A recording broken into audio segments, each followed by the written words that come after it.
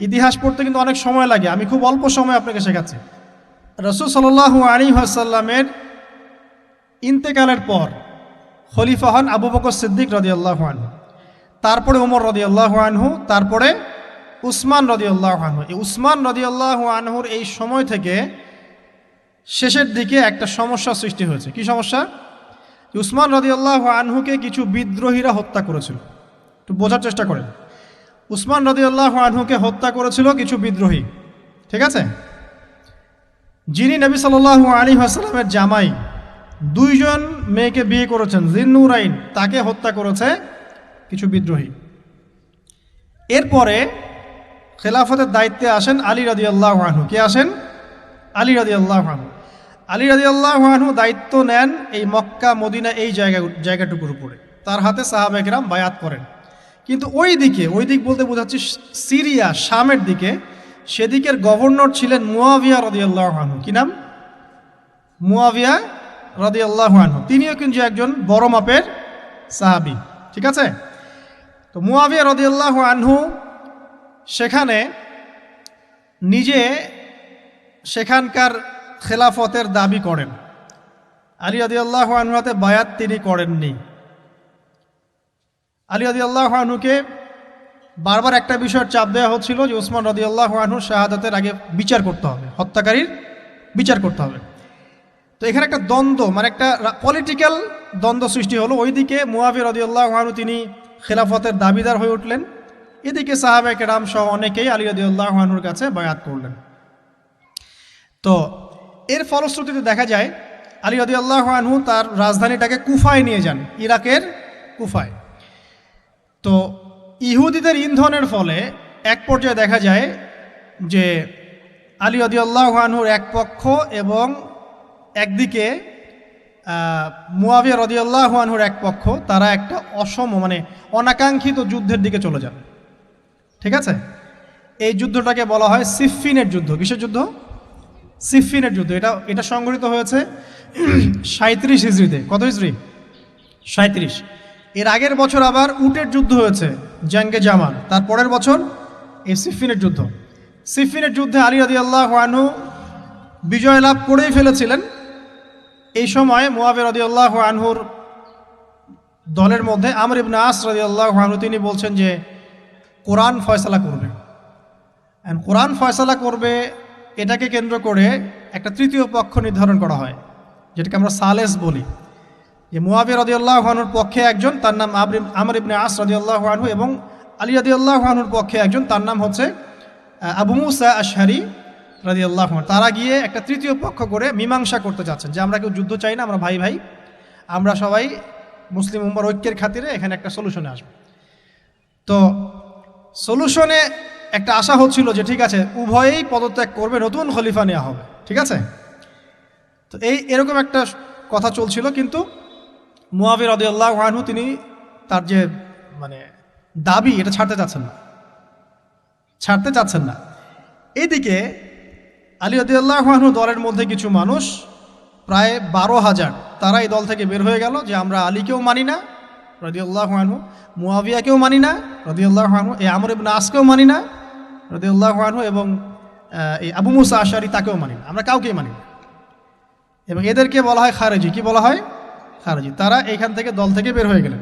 শুধু তাই না, তারা ফতোয়াও দিল যে আলী এবং মুয়াবিয়া এবং আমর ইবনে আস, আবু মুসা আশআরী সবাই কাফের, নাউজুবিল্লাহ। কারণ কি? কারণ হচ্ছে তারা আল্লাহর বিধান দ্বারা বিচার ফয়সালা করছে না, মানুষের মত তারা গ্রহণ করছে। মানে ওদের উদ্ভট যুক্তি আর কি। তারা আল্লাহর কিতাব দিয়ে ফয়সালা করছে না, বরং মানুষের রায় গ্রহণ করছে। এটা একটা খোরা যুক্তি ছিল। তো আলী রাদিয়াল্লাহু আনহু এদেরকে দমন করলেন। নহরওয়ান নামক জায়গায় তাদের সাথে যুদ্ধ হলো এবং এই যুদ্ধে আলী রাদিয়াল্লাহু আনহু জয়লাভ করলেন। সিফফিনের যুদ্ধটা হয়ে গেল। এখন দেখেন দুইটা পক্ষ পাচ্ছেন আপনি এখানে, আলী রাদিয়াল্লাহু আনহু একটা পক্ষ, একটা কার? মুয়াবিয়া রাদিয়াল্লাহু আনহুর পক্ষ। এখন এই যে খারেজিরা বের হয়ে গেল, এখন তো দেখা যায় যে কিছু কিছু শব্দ বললে মানুষ খারেজি ট্যাগ দিয়ে দেয় না? দেখেন এই খারেজি আকীদার সাথে কিন্তু আসলে পলিটিক্যাল সমালোচনার কোনো সম্পর্ক নেই। পলিটিক্যাল দ্বন্দ্বের সাথে, পলিটিক্যাল সমালোচনার সাথে কিন্তু খারেজি বা খাওয়ারিজম মতবাদটা আসলে জড়িত না। এটা কার সাথে জড়িত? ওই যে একদিন বলেছিলাম খারেজিরা মনে করে কবিরা গুনাহ করলে কোনো ব্যক্তি কি হয়ে যায়, কাফের হয়ে যায়। খারেজিদের আকীদা হচ্ছে কবিরা গুনাহ করলে কোনো ব্যক্তি কাফের হয়ে যায়। এই আকীদাটার নাম খারেজি আকীদা। এটা কি বাংলাদেশে মুসলিমরা লালন করে?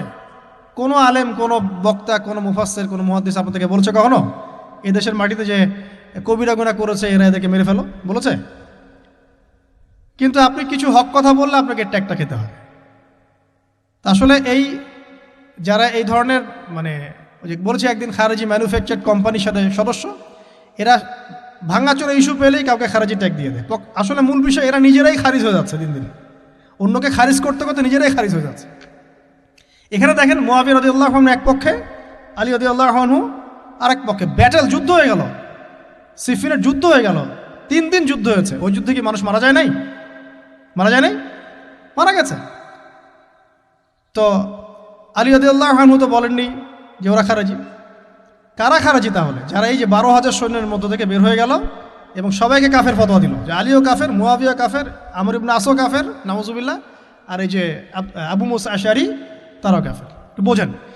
এরপর তারা যখন বের হয়ে গেল, আলী রাদিয়াল্লাহু আনহু তাদেরকে হত্যা করলেন, তাদের সাথে যুদ্ধ করলেন। কিন্তু এদের কিছু কিছু মানুষ বেঁচে ছিল। এরা একটা প্ল্যান করলো। কি প্ল্যান করলো? যে আমরা চোরাগুপ্তা হামলা চালিয়ে এই 4 জনের সবাইকে হত্যা করে ফেলব। কথা বুঝতে পারছেন? 4 জন একই দিনে প্ল্যান করলো। রমজান মাসের 17 তারিখ। কত তারিখ? রমজান মাসের 17 তারিখ। ওইটা সম্ভবত 40 হিজরি। কত হিজরি? সিফিনের যুদ্ধ হচ্ছে 37 হিজরিতে, এটা হচ্ছে কত হিজরি? 40, 3 বছর পর এরা প্ল্যান করলো। এখনকার ওই যে পশ্চিমা গোলকধাঁধায় পড়া কিছু মানুষ যারা কিছু জঙ্গি সংগঠনের নাম লেখায় প্ল্যান করে যে হঠাৎ সুইসাইড বোম মারবো, আছে না? এরকম একটা প্ল্যান করলো যে আমরা প্ল্যান করলাম এই 4 জনকে আমরা একদিনে উড়িয়ে দেবো, মারি দেব। এবং সেই প্ল্যান মোতাবেক তারা কাজ করলো। কাজ করে ঘাপটি মেরে বসে থাকলো। আলী রাদিয়াল্লাহু আনহু ফজরের নামাজে যাচ্ছেন। আব্দুর রহমান বিন মুলজিম নামে এক ব্যক্তি আলী রাদিয়াল্লাহু আনহুকে পুরো তরোয়াল দিয়ে আঘাত করে হত্যা করে। ইন্না লিল্লাহি ওয়া ইন্না ইলাইহি রাজিউন। কাকে হত্যা করলো? নবী সাল্লাল্লাহু আলাইহি ওয়াসাল্লামের মেয়ের জামাইকে। চিন্তা করতে পারেন? যিনি প্রতিটা যুদ্ধে নবী সাল্লাল্লাহু আলাইহি ওয়াসাল্লামের সাথে ছিলেন, তাকে বলল যে সে কাফের হয়ে গেছে। আর যে হত্যা করেছে আব্দুর রহমান বিন মুলজিম, সে হত্যা করার পরে আল্লাহ শুকরিয়া আদায় করেছে, নাউজুবিল্লাহ। সে বলেছিল যে আমি আল্লাহ শুকরিয়া আদায় করছি যে আল্লাহ আমার হাতে একজন পথভ্রষ্ট মানুষকে মারলেন, নাউজুবিল্লাহ। চিন্তা করতে পারেন? ওইদিকে মুআবিয়া রাদিয়াল্লাহু আনহুকে মারার প্ল্যান করা হয়েছে সিরিয়ায়। উনাকে আঘাত করা হয়েছে, কিন্তু আঘাতটা তার মানে শরীরের সেই জায়গায় লাগে নাই যেখানে লাগলে তিনি মারা যেতে পারতেন। তিনি আহত হয়েছেন, পরবর্তীতে চিকিৎসা করে সুস্থ হয়ে গেছেন। আর এদিকে আমর ইবনে আস এবং আব্দুর রহমান আবু মুসা আশআরী তাদের উপরে হামলা হয়েছে। আমর ইবনে আসের জায়গায় আরেকজন সাহাবী গিয়েছেন নামাজ পড়তে, তিনি ডেড। মানে তাদের উদ্দেশ্য সফল হয়েছে এই জায়গায় যে আলী রাদিয়াল্লাহু আনহুকে হত্যা করা হয়েছে। তো এখন আলী রাদিয়াল্লাহু আনহু যখন নিহত হয়ে গেলেন, তাহলে কে থাকলো এখন? মুআবিয়া রাদিয়াল্লাহু আনহু। আচ্ছা, আলী রাদিয়াল্লাহু আনহু চলে যাওয়ার পরে তার সন্তান হাসান রাদিয়াল্লাহু আনহু, কি নাম? হাসান রাদিয়াল্লাহু আনহুর হাতে সাহাবায়ে কেরামের অনেকেই বায়াত করলেন, মানে তাকে খেলাফতের দায়িত্ব দিলেন। তো এবং তিনিও কুফায় রাজধানী, এখানে তিনি আছেন এবং কুফাবাসী তাকে মানে প্রলুব্ধ করছে কিছু কিছু মানুষ যে আপনার উচিত মুআবিয়া রাদিয়াল্লাহু আনহুর সাথে যুদ্ধ করা, ঠিক আছে? কিন্তু হাসান রাদিয়াল্লাহু আনহু সেই কাজটা করলেন না। তিনি বলেন না, আমি মুসলিমদের মধ্যে দ্বন্দ্ব চাই না, বরং আল্লাহর নবী একটা ভবিষ্যৎবাণী করেছিলেন সাল্লাল্লাহু আলাইহি ওয়াসাল্লাম যে আমার এই নাতি হাসান মুসলিমদের বড় ফিতনার সমাধান করে দিবে। সুবহানাল্লাহ, কথা বুঝতে পারছেন? তো হাসান রাদিয়াল্লাহু আনহু তখন কি করলেন? নিজে তার যে এই যে দায়িত্ব, খেলাফতের দায়িত্ব, তিনি মুআবিয়া রাদিয়াল্লাহু আনহুর হাতে ছেড়ে দিলেন। সুবহানাল্লাহ, তিনি নিজে পদত্যাগ করলেন। ঠিক আছে, আমার ক্ষমতার দরকার নাই, মুসলিমরা আপোষে মারামারি কাটাকাটি থেকে রক্ষা পাক। কিছু শর্ত ছিল ওই চুক্তির মধ্যে, যে মুআবিয়া রাদিয়াল্লাহু আনহু যে কাজই করবেন সুরাভিত্তিক করতে হবে, হ্যাঁ, আহলে বাইতদেরকে সম্মান করতে হবে, ভাতা নির্ধারণ করতে হবে, এরকম কিছু শর্ত ছিল, ঠিক আছে? তো মুআবিয়া রাদিয়াল্লাহু আনহু মেনে নিলেন। এবার কিন্তু সারা মুসলিম জাহারের কে খলিফা হলেন? কি নাম বলেন? মুআবিয়া রাদিয়াল্লাহু আনহু। এবং এরপর তিনি একাধারে 20 বছর খেলাফতের দায়িত্ব পালন করেছেন। কত বছর? 20 বছর। 40 হিজরিতে এই যে আলী রাদিয়াল্লাহু আনহু মারা যান, আর 20 বছর খেলাফতের দায়িত্ব পালন করেন কে? মুআবিয়া রাদিয়াল্লাহু আনহু। এবং এই সময় মুসলিমরা অনেক উন্নতি করেছে। এই সময় 1700টার মতো নৌ জাহাজ ছিল মুসলিমদের। সাইপ্রাস দ্বীপ থেকে শুরু করে, পর্তুগাল থেকে শুরু করে চায়না, এদিকে আফ্রিকা থেকে শুরু করে পুরো এই যে ভারতবর্ষ সবই মুসলিমদের। চিন্তা করতে পারেন, পুরো বিশাল অর্ধবিশ্বের চেয়ে বড় জায়গায় শুধুমাত্র মুসলিমদের, এবং তিনি ওটাকে শাসন করছেন। কে শাসন করছেন? মুয়াবিয়া রাদিয়াল্লাহু আনহু। ঠিক আছে, এবার টার্নিং পয়েন্ট। এবার মুয়াবিয়া রাদিয়াল্লাহু আনহু ইন্তেকাল করলেন 60 হিজরিতে। ঠিক আছে, আর এদিকে হাসান রাদিয়াল্লাহু আনহু ইন্তেকাল করেছিলেন 49 হিজরিতে। ইন্তেকালের সময় তিনি তার পরবর্তী দায়িত্বশীল নির্ধারণ করে গেলেন বা নিয়োগ করে গেলেন তার পুত্র ইয়েজিদকে। কাকে? ইয়েজিদকে। এই জায়গাটাতে সাহাবায়ে কেরাম রাদিয়াল্লাহু আনহুমের অনেকেই মানেন নাই, কারণ তখন তার চেয়েও যোগ্য মানুষ সমাজে ছিল। ঠিক আছে, তখন আব্দুল্লাহ বিন ওমর বেঁচে আছেন, আব্দুল্লাহ বিন আব্বাস বেঁচে আছেন, আব্দুল্লাহ বিন জুবায়ের রাদিয়াল্লাহু আনহু, বড় বড় জলিল কাদির সাহাবী, তারা কিন্তু তখন বেঁচে আছেন। কিন্তু কি করলেন মুয়াবিয়া রাদিয়াল্লাহু আনহু, আল্লাহ তাকে জান্নাতবাসী করুন, তিনি তার ছেলে ইয়েজিদকে শাসন ক্ষমতা দিয়ে গেলেন। এই যে শুরু হলো বাবার পরে ছেলে, বুঝতে পারছেন, রাজতন্ত্র শুরু হলো। এবার সাহাবায়ে কেরামদের মধ্যে অনেকেই এটা মানতে চাচ্ছেন না। যারা মানতে চাচ্ছেন না তাদের মধ্যে আছেন আব্দুল্লাহ বিন ওমর রাদিয়াল্লাহু আনহুর ছেলে, আছেন আব্দুল্লাহ বিন আব্বাস রাইসুল মুফাসসিরিন, আছেন আব্দুল্লাহ বিন জুবায়ের বিন আওয়াম রাদিয়াল্লাহু আনহুর ছেলে, এরকম বড় বড় সাহাবী, এবং তারা মক্কা মদিনায়। তো আচ্ছা, এখন এই সাহাবীদেরকে কি আমরা খারিজি বলবো? তারা যে পলিটিক্যালি তাকে সমর্থন করছেন না, পলিটিক্যালি কোনো গভর্নমেন্টের সমর্থন না করলেই খারিজি হয়ে যায়? যদি কেউ বলে আরব বিশ্বের সব যত নেতা আছে এদের মধ্যে অনেকেই ইসরায়েলের সাথে আতাত করেছে, সে কি খারিজি হয়ে যাবে? এই সমালোচনার সাথে খাওয়ারিজমের কোনো সম্পর্ক আছে? যদি কেউ বলে যে পশ্চিমাদের অস্ত্রশস্ত্র নিয়ে মুসলিমরা ইয়েমেনে হামলা করছে, এটা বললে সে খারিজি হয়ে যাবে? যদি কেউ বলে যে মধ্যপ্রাচ্যের কান্ট্রির কিছু নেতা তারা পশ্চিমাদের সাথে চুক্তি করেছে পেট্রো ডলার মনিটরিং সিস্টেম, সে কি খারিজি হয়ে যাবে? যদি কেউ বলে জায়নিস্টদের সাথে আঘাত করে অনেক মুসলিম কান্ট্রি চলছে, তাহলে কি মিডল ইস্টের সমালোচনা করার কারণে একজন ব্যক্তি খারিজি হয়ে যাবে? খারিজি ম্যানুফ্যাকচার্ড কোম্পানি বাংলাদেশে তারা এই সংজ্ঞাই শিখায়, পলিটিক্যাল বিরোধিতা করলে আপনি খারিজি হয়ে যাবেন। অথচ এখানে দেখেন সাহাবায়ে কেরাম রাদিয়াল্লাহু আনহু মানছেন না ইয়াজিদকে। এবার ইয়াজিদ কি করলো দেখেন। এবার ইয়াজিদ প্রথমত সাহাবীদেরকে কনভিন্স করার চেষ্টা করলেন। তিনি ওখান থেকে তার দূত পাঠালেন, দূত এসে মক্কা মদিনায় বোঝালেন যে আপনারা মেনে নেন, ভালো হবে, ইত্যাদি ইত্যাদি। আব্দুল্লাহ বিন ওমর রাদিয়াল্লাহু আনহু বলেন ঠিক আছে মেনে নিলাম। আব্দুল্লাহ বিন আব্বাস রাদিয়াল্লাহু আনহু বলেন ঠিক আছে মেনে নিলাম। কিন্তু আব্দুল্লাহ বিন জুবায়ের রাদিয়াল্লাহু আনহু মানলেন না। তিনি মানছেন না, আমি কিছুতেই মানি না, তার সে খেলাফতের যোগ্য না, এর চেয়ে অনেক বড় বড় যোগ্য মানুষ আছে, আমি মানছি না। বরং তিনি এখান থেকে সরে আসলেন। এবার ইমাম হুসাইন রাদিয়াল্লাহু আনহু, যার কথা প্রশ্ন করেছেন, লম্বা উত্তর দিচ্ছি। ইমাম হুসাইন রাদিয়াল্লাহু আনহুর হাতে অনেকে বায়াত করতে চাইল যে আপনি যোগ্য খেলাফতের, ইয়াজিদ যোগ্য না, কে যোগ্য? আপনি যোগ্য। এবং তার হাতে কুফাবাসী বায়াত করতে চাচ্ছে, তাকে ডাকছে আপনি মক্কা থেকে চলে আসেন কুফায়। কুফা কোথায়? ইরাকে। আপনি মক্কা থেকে কুফায় চলে আসেন, আমরা আপনার হাতে বায়াত করব।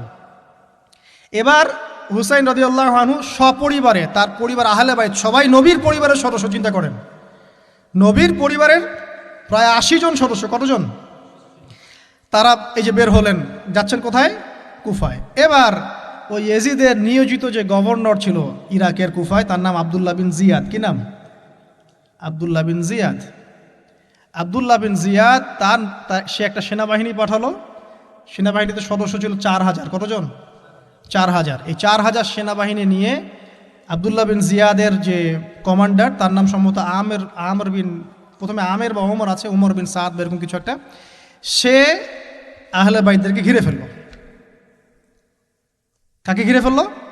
ইমাম হুসাইন রাদিয়াল্লাহু আনহু, তার ছোট ছোট বাচ্চা কাচ্চা, তার স্ত্রী সন্তান এবং আহলে বাইতের সদস্য যারা। আহলে বাইত মানে বোঝেন তো, নবীর পরিবারের সদস্য। এবার হুসাইন রাদিয়াল্লাহু আনহু যুদ্ধ চাচ্ছেন না, তিনি যুদ্ধ চাচ্ছেন না। তিনি বলছেন যে আমাকে 3টার যে কোনো একটা পথ বেছে নিতে দাও, আমি তোমাদের সাথে যুদ্ধ করতে চাই না। 1 নাম্বার, আমাকে সরাসরি ইয়াজিদের সাথে সাক্ষাৎ করতে দাও, আমি ওর সাথে কথা বলে সলভ করব, প্রবলেম কি। 2 নাম্বার, আমাকে পথ ছেড়ে দাও, আমি চলে যাই কোনো সীমান্তবর্তী এলাকায়, সেখানে কাফেরদের সাথে যুদ্ধ করব, জিহাদ করব, সেখানে মারা যাবো, শহীদ হব। অথবা আমাকে নিরাপদে আমাকে মদিনায় ফেরত পাঠাও। তার 3টা যুক্তি কি যৌক্তিক ছিল না? তিনি কে? নবী সাল্লাল্লাহু আলাইহি ওয়াসাল্লামের নাতি, যাকে কোলে নিয়ে নবী সাল্লাল্লাহু আলাইহি ওয়াসাল্লাম অনেক সময় খুতবা দিয়েছেন, নামাজ পড়েছেন, চুমু খেয়েছেন, ফাতিমা রাদিয়াল্লাহু আনহার নয়নমণি, চিন্তা করতে পারেন, এবং যিনি জান্নাতের যুবকদের সর্দার হবেন। কিন্তু এই যে আব্দুল্লাহ বিন জিয়াদের যে সেনাবাহিনী হুসাইন রাদিয়াল্লাহু আনহুর আর্তনাদ শুনল না। 4000 সৈন্য মিলে 80 জনকে কেটে টুকরা টুকরা করে ফেলেছে। একজন শুধু বেঁচে ছিল, তার নাম জয়নুল আবেদিন। কি নাম? জয়নুল আবেদিন। তিনি একজন বেঁচে ছিলেন, বাকি সবাইকে হত্যা করা হয়েছে। 79 জন আহলে বাইতের সদস্যকে হত্যা করা হয়েছে।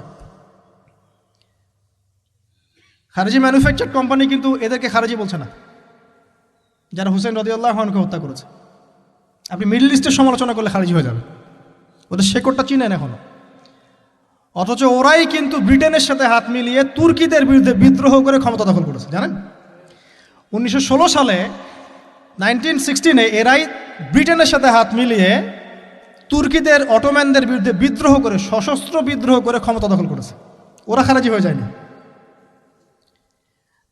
পড়লে জানবেন সত্য কী জিনিস। এবার আসেন মূল পয়েন্টে আসি। এবার যে হত্যা করেছে ইমাম হুসাইন রাদিয়াল্লাহু আনহুকে, সে বর্ষার আগা পর্যন্ত, বর্ষার মাথায় হুসাইন রাদিয়াল্লাহু আনহুর মস্তক উঠিয়ে ধরে এটাকে নিয়ে ইয়েজিদের কাছে গিয়েছেন। আউযুবিল্লাহ। চিন্তা করতে পারেন? ইয়েজিদ যদিও বা এটার আদেশ কিন্তু করে নাই, সে ওই মস্তক দেখে আটকে উঠেছিল, এটা তুমি কি করছো, আমি তো এটা করতে তোমাকে বলি নাই। কিন্তু ওবায়দুল্লাহ বিন জিয়াদ এই কাজটা করেছে। এখানে আমরা ইয়েজিদকে নিষ্পাপ বলতে পারি না, বিকজ একজন শাসকের আন্ডারে যখন কোনো ক্রাইম হবে, এর একটা দায়ভার তো তার উপর পড়বেই। যদি এটা মেনে নেই যে সেখানে টেকনোলজি ছিল না, অনেক দূরের পথ, খবর পাওয়া যায় নাই, সেটা অন্য ইস্যু হতে পারে। কিন্তু পরের ঘটনাগুলো আমাদেরকে অন্যদিকে নিয়ে যাবে। মনে রাখেন, এই ঘটনাটা হৃদয় বিদারক। এটা হচ্ছে এই 10ই মুহররমের একটা হৃদয় বিদারক ঘটনা। এটা ঘটেছে কত সালে? 62 হিজরিতে। কত হিজরিতে? 62 হিজরিতে, 62 বা 61 আর কি। তো দেখেন, নবী সাল্লাল্লাহু আলাইহি ওয়াসাল্লামের ইন্তেকালের 50 বছর পরে এই কারবালার ঘটনা, এই ঘটনাটা কাকতালীয়ভাবে 10ই মুহররমে ঘটে গেছে। আমরা মনে করি যে এটার স্মরণে আমরা আজকের সওম রাখি, আসলে এটার স্মরণে নয়, ওই নাজাতে মুসার স্মরণে রাখতে হবে। ঠিক আছে? তো কারবালা ঘটনা বুঝলেন, এই 61 হিজরিতে এই কারবালা ঘটনা ঘটে, যেটা স্মরণে অনেকে রোজা রেখে থাকে সমাজে। আসলে এটা স্মরণে নয়, নাজাতে মুসার স্মরণে রাখতে হবে ইনশাআল্লাহ তাআলা। আল্লাহ পাক তৌফিক দান করুন, আমিন। এরপর মদিনাবাসী আর মক্কাবাসী এই যে ইয়াজিদের বিরুদ্ধে খেপে গেল। তারা কিছুতে তার আনুগত্য মানবে না, কিন্তু ইয়াজিদ চাপ প্রয়োগ করতে লাগলো। এক পর্যায়ে সেই যে মুসলিম বিন উকবাকে পাঠালো 10,000 সৈন্য দিয়ে মদিনায়। 3 দিন সে মদিনা অবরোধ করে রাখলো, সবাইকে বলল যে ইয়াজিদের আনুগত্য করতে হবে, অন্যথায় তোমাদের উপর হামলা করা হবে। নবীর শহরে মুসলিম বিন উকবার নেতৃত্বে পিছনে ইয়াজিদ ছিল। ইয়াজিদের শাসনামলে মুসলিম বিন উকবার নেতৃত্বে 63 হিজরিতে 3 দিন মদিনায় ম্যাসাকার চালানো হয়েছে। মদিনার মানুষকে হত্যা করা হয়েছে। মদিনার মানুষ সাহসিকতার সাথে যুদ্ধ করেছে, ডিফেন্ড করেছে, তাদেরকে হত্যা করা হয়েছে। মদিনায় লুটপাট করা হয়েছে, ধ্বংসযজ্ঞ চালানো হয়েছে, হাজার হাজার মানুষ মারা গেছে। এখন আমাকে বলেন, এই যে মদিনার যে মানুষগুলো এই মুসলিম বিন উকবার সেনাবাহিনীর বিরুদ্ধে দাঁড়িয়েছিল, এরা কি খারেজি ছিল? ওরা যে শাসকের বিরুদ্ধে যুদ্ধ করলো, উত্তর দেন। এই খারেজি ম্যানুফ্যাকচার কোম্পানিকে বলেন, উত্তর দিতে বলেন। মুসলিম বিন উকবার নেতৃত্বে যে বাহিনী মদিনা আক্রমণ করলো, আর মদিনাবাসী যে বীরত্বের সাথে ডিফেন্ড করলো, এখন কি মদিনার সব মানুষ খারেজি হয়ে গিয়েছিল? পলিটিক্যাল দ্বন্দ্বের সাথে খাওয়ারিজমের কোনো সম্পর্ক আছে? মানুষকে কি বুঝায়? শুধু তাই না, এই সময় মক্কায় আব্দুল্লাহ বিন জিয়াদ রাদিয়াল্লাহু আনহু তিনিও তার বলয় গড়ে তুলেছেন, তার হাতে মানুষ বায়াত শুরু করেছে। আর ইয়াজিদকে মানুষ মানছে না, বলছে আব্দুল্লাহ বিন জুবাইর, তার হাতে আমরা খেলাফতের বায়াত করব। বহু মানুষ আব্দুল্লাহ বিন জুবাইর রাদিয়াল্লাহু আনহুর হাতে বায়াত করা শুরু করলেন। এবং ইয়াজিদ এবার মদিনায় ধ্বংসযজ্ঞ চালানোর পর ঠিক ওই বছরেই, সেম বছরেই আরেকজন ব্যক্তি আছেন হুসাইন বিন নুমায়ের, তাকে কিছু সেনাবাহিনী দিয়ে পাঠালেন মক্কা আক্রমণ করতে। হুসাইন বিন নুমায়ের সেনাবাহিনী নিয়ে মক্কা আক্রমণ করলো। মক্কার কাবা ঘরের গিলাফে হামলা করা হয়েছে, মিনজানিক ছোড়া হয়েছে। তো মদিনায় হামলা চালানোর পর একই বছর ওই 63 হিজরিতেই, আর মদিনায় হামলার যে যুদ্ধটার নাম একটা আছে, এটা বলে দিই, যে মদিনায় যে ইয়াজিদের নেতৃত্বে মুসলিম বিন উকবা হামলা চালিয়েছিল, যখন মদিনাবাসী এটাকে ডিফেন্ড করেছে এবং মদিনা মানুষ মারা গেছে অনেক, শহীদ হয়েছেন। এই যুদ্ধের নাম হচ্ছে হাররার যুদ্ধ। কিসের যুদ্ধ? হাররার যুদ্ধ। এর ওই বছরেই ইয়াজিদের নেতৃত্বে আবারও মক্কায় আক্রমণ করা হয়েছে, যেখানে আব্দুল্লাহ বিন জুবাইর রাদিয়াল্লাহু আনহু তিনি খেলাফতের দায়িত্ব বায়াত গ্রহণ করছেন। সেখানেও মিনজানিক চালানো হয়েছে, হামলা চালানো হয়েছে। মক্কার কাবা ঘরের দেয়ালে পর্যন্ত মিনজানিকের গোলা লেগেছিল। মানুষ জানেই না কাবা ঘরে হামলা হয়েছে। তো আমরা পলিটিক্যালি এই ঘটনাগুলো সমালোচনা করতে পারি। হুসেন রাদিয়াল্লাহু আনহুর হত্যাকাণ্ড কোনো সাধারণ ঘটনা ছিল না।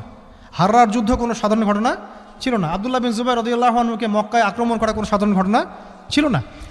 এরপরে আব্দুল মালিক বিন মারওয়ান যখন ক্ষমতায় আসেন, তার প্রায় 10 বছরের পরেই তখন হাজ্জাজ বিন ইউসুফের নেতৃত্বে আবারও এই মক্কায় হামলা হয়েছে। এর নাম শুনেছেন? হাজ্জাজ বিন ইউসুফ। এবার এই হামলাতে আব্দুল্লাহ বিন জুবাইর রাদিয়াল্লাহু আনহু এবং তার অনুসারীদেরকে সবাইকে শহীদ করা হয়েছে। হাজ্জাজ বিন ইউসুফের প্রতিরোধ করার সময় আব্দুল্লাহ বিন জুবাইর এবং তার সাহাবাই, তার সঙ্গী সাথী, তার কি খারেজি ছিলেন? আব্দুল্লাহ বিন জুবাইর রাদিয়াল্লাহু আনহুকে হত্যা করে রৌদ্রের মধ্যে তার লাশটা ঝুলিয়ে রাখা হয়েছে। আব্দুল্লাহ বিন জুবাইর কি আপনাকে বলি? আব্দুল্লাহ বিন জুবাইর রাদিয়াল্লাহু আনহু জুবাইর বিন আওয়াম রাদিয়াল্লাহু আনহুর ছেলে। জুবাইর বিন আওয়াম কি আপনাকে বলি?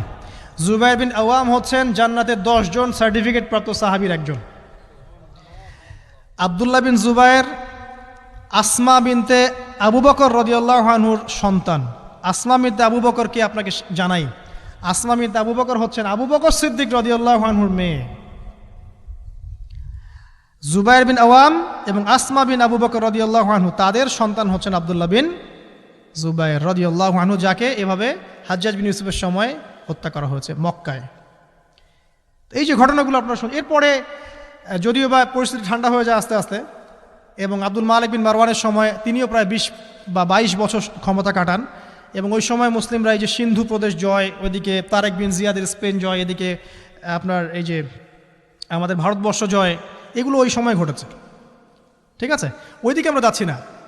মূল যে জায়গাটা আপনাদেরকে আজকে বলতে চাচ্ছি সেটা হলো এই যে প্রথমত কারবালার বিয়োগান্তক ঘটনার সাথে এই 10ই মুহররমের সওমের কোনো সম্পর্ক নাই।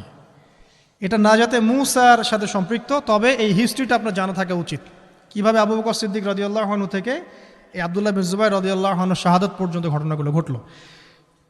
আল্লাহ পাক আমাদের সবাইকে ঘটনাগুলো থেকে শিক্ষা নেওয়ার তৌফিক দান করুন। মূল বিষয়টা হচ্ছে এখানে পলিটিক্যাল বিরোধিতা একটা জিনিস, খারেজি আকীদা টোটালি ডিফারেন্ট জিনিস। আর অনেক পলিটিক্যাল দ্বন্দ্ব পেরিয়ে মুসলিম ইতিহাস, ইসলামের ইতিহাস আজকে এই পর্যন্ত পৌঁছেছে। এই দ্বন্দ্বগুলোর কারণে আমরা কখনো এক পক্ষ আরেক পক্ষকে কাফের, ফাসেক, জালেম, মুরতাদ বা খারেজি এসব ট্যাগ লাগাতে পারি না। এগুলো দুঃখজনক। আল্লাহ পাক এভাবেই আমাদেরকে পরীক্ষা করেছেন। এই ঘটনাগুলো ঘটে গেছে। আল্লাহ পাক আমাদের সবাইকে ইতিহাস থেকে শিক্ষা নেওয়ার তৌফিক দান করুন। মুসলিমদের মধ্যে আপোষে ভাই ভাই সম্পর্ক রাখার তৌফিক দান করুন। আমিন।